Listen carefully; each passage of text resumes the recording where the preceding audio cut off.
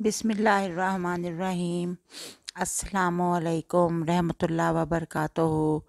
Dear viewers, उम्मीद है कि अल्लाह ताला के फ़ज़ल व करम से आप सब लोग खैरियत से होंगे।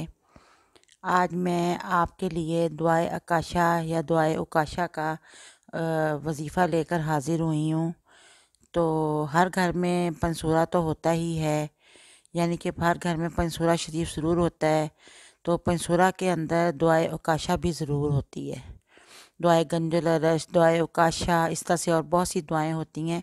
तो आज मैं आपके साथ दुआए उकाशा के बारे में बात कर रही हूँ कि आप पंसूरा के अंदर दुआए उकाशा निकालें। इसके बहुत ज़्यादा फ़वाइद और बहुत ज़्यादा इसकी बरकतें हैं।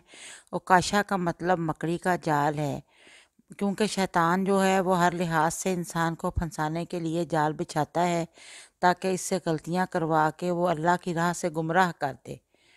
मगर दुआए उकाशा पढ़ने से शैतान के तमाम हरबे और हमले पसपा हो जाते हैं। इस दुआ में बहुत ज़्यादा तासीर है।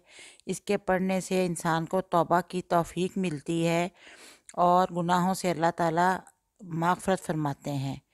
इसके पढ़ने से ईमान में इस्तकामत पैदा होती है और इंसान को के अंदर जो है वो इतनी दिल में रिक्कत पैदा हो जाती है कि वो हर तरह के गुनाहों से अल्लाह के हजूर में मुआफ़ी तलब करता है।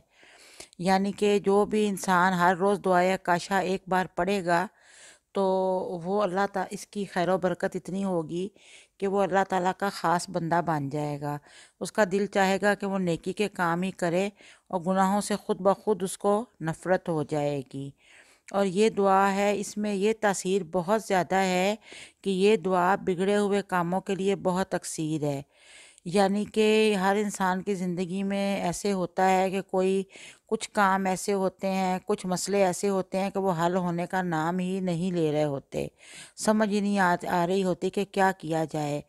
तो जिस शख्स के काम ऐसे बिगड़ गए हों या कोई काम एक बिगड़ गया हो, तो उसके घर के सारे अफराद मिल के बैठ जाएँ, चाहे वो चंद लोगों को इकट्ठा कर ले और इस दुआ को 111 मरतबा मिल के सारे एक बार पढ़ लें।